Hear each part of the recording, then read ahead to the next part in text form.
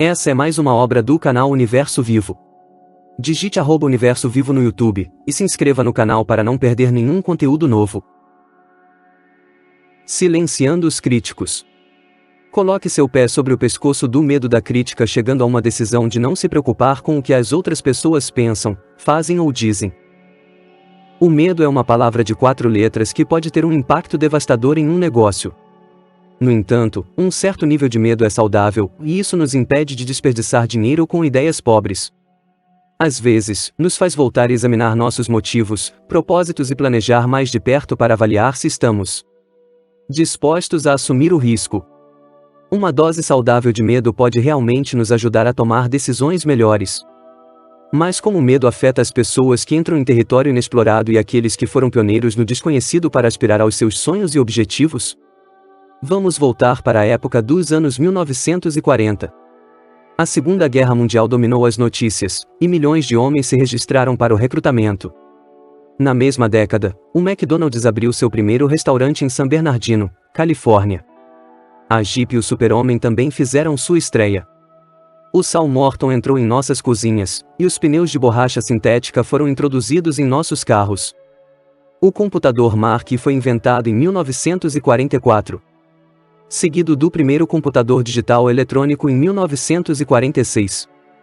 O físico Harold Lyons construiu o primeiro relógio atômico do mundo e, no lado mais leve, aprendemos que todos amam um Slink, um brinquedo tipo mola preguiçosa, e como a Silly Putty, uma massinha de modelar, pode ser divertida.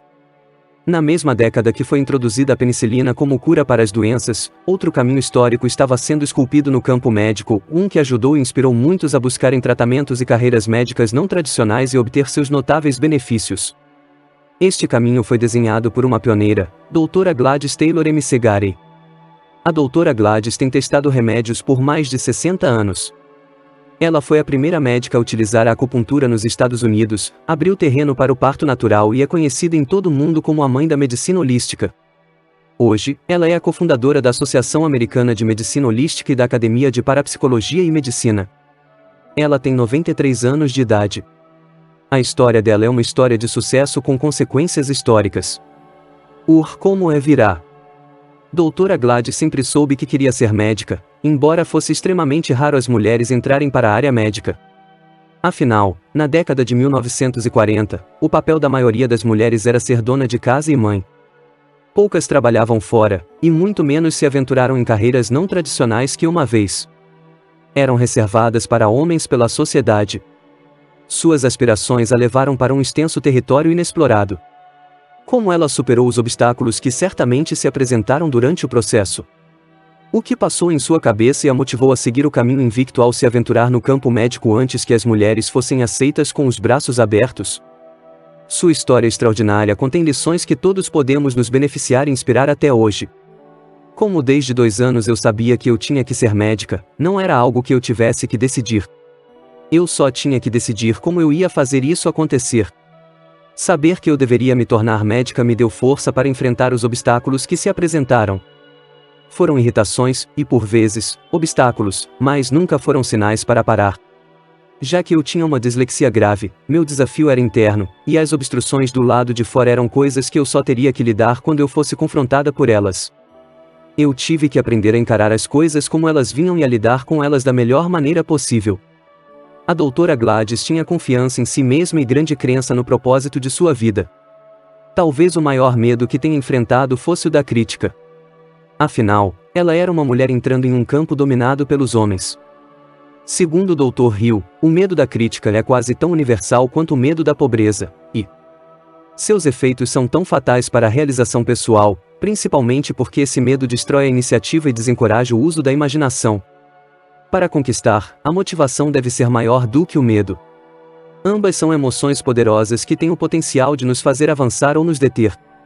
Para a Dra. Gladys, a motivação superou tudo e a manteve em movimento sempre em direção ao seu objetivo, afugentando as vozes da crítica, desaprovação e dúvida. A conexão mente a corpo. No entanto, ela é rápida em reconhecer o profundo impacto que as emoções podem ter na nossa saúde e a importância de estar em sintonia com o que está acontecendo no nível emocional. O perdão é enorme. Preciso me perdoar e aos outros para que eu possa seguir a vida. A palavra nos diz o que fazer. Podemos agradecer pela oportunidade de experimentar qualquer que tenha sido aquela lição de vida.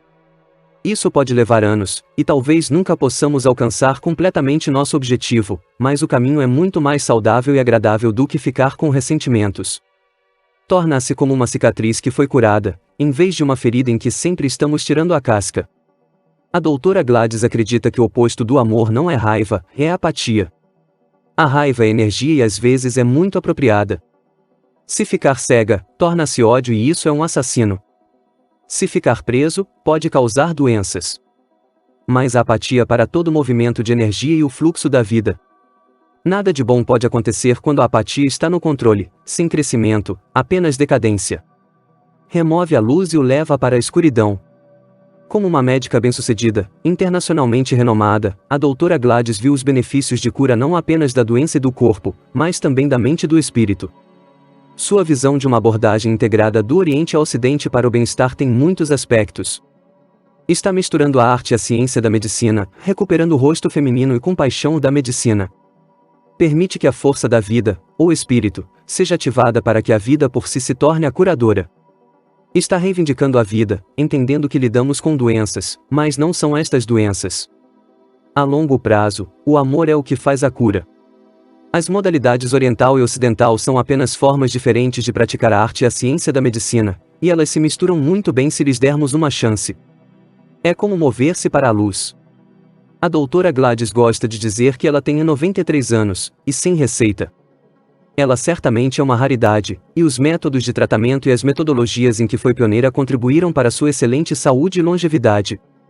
Para ela, trata-se de assumir o controle de si mesmo e a liberdade de fazer as melhores escolhas para você. Se eu achar que uma receita é indicada em algum momento e eu decido tomá-la, posso deixar que ela faça o trabalho que sabe fazer e deixar de lado as partes do meu corpo que estão funcionando bem. Dessa forma, e a eu reconheço como um adjuvante, eu mesma me curou. O fato de que a mente é tão poderosa que realmente pode curar o corpo é fascinante, de acordo com a filosofia do penso e acontecer do Dr. Hill. Embora ela tenha aplicado o poder positivo do pensamento a experiências como o parto natural e o tratamento de doenças, a doutora Gladys reconhece prontamente o impacto dos pensamentos em questões mais amplas, incluindo felicidade e sucesso profissional. Os pensamentos são coisas vivas que criam outros pensamentos, que são coisas vivas. Eles também são ímãs. Atraem pensamentos e pensadores. Os pensamentos que criados provêm do que deixamos que eles criem. Qual é o nosso ideal? Para o que temos que viver? Para que eu quero melhorar? Eu, pessoalmente, escolhi viver na gratidão. Em outras palavras, se nossos pensamentos são de boa saúde e bem-estar, produziremos exatamente isso, em todos os aspectos de nossas vidas. Se nos estendermos sobre o que queremos, estes pensamentos realmente atrairão e criarão a contraparte viva. A mesma informação compartilhada por Napoleão Hill em Quem Pensa Enriquece, o legado pode ser aplicado aos negócios, sucesso, felicidade, como o trabalho de uma vida inteira da doutora Gladys demonstra, até a nossa saúde.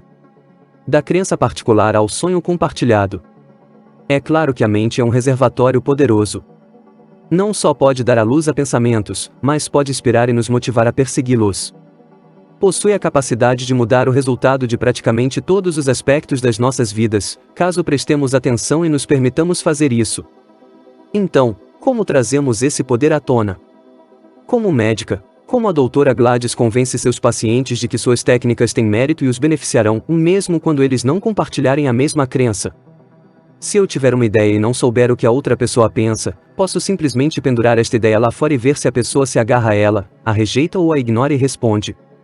Se eu acho que é um conceito importante e eles não o aceitam, eu posso apenas trazê-lo repetidamente, até que pensem que é sua própria ideia original. Missão cumprida.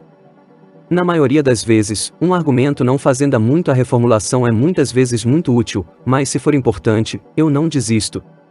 A lição? Nem todos concordam com uma ideia, mas isso não significa que não vale a pena persegui-la. Se for um conceito importante, deve-se sempre ir atrás dele, se necessário. A doutora Gladys usou esses princípios para se tornar uma figura pioneira no campo da medicina, e ela fez isso sem o medo da crítica. É um princípio que ela ensina em sua prática, pois ajuda as pessoas a curar o corpo com a mente. Ao ter essa postura, ela fez história enquanto causava um impacto positivo em milhares de vidas. Pensamentos são seres vivos, capazes de mudar não apenas a sua vida, mas a vida de incontáveis outras pessoas. É sua responsabilidade nutrir seus pensamentos desde a infância, protegê-los das forças externas que prejudicariam ou até mesmo poderiam destruí-los, e levá-los à maturidade para que eles possam ter uma vida magnífica própria. Essa é mais uma obra do canal Universo Vivo. Digite @Universo Vivo no YouTube, e se inscreva no canal para não perder nenhum conteúdo novo.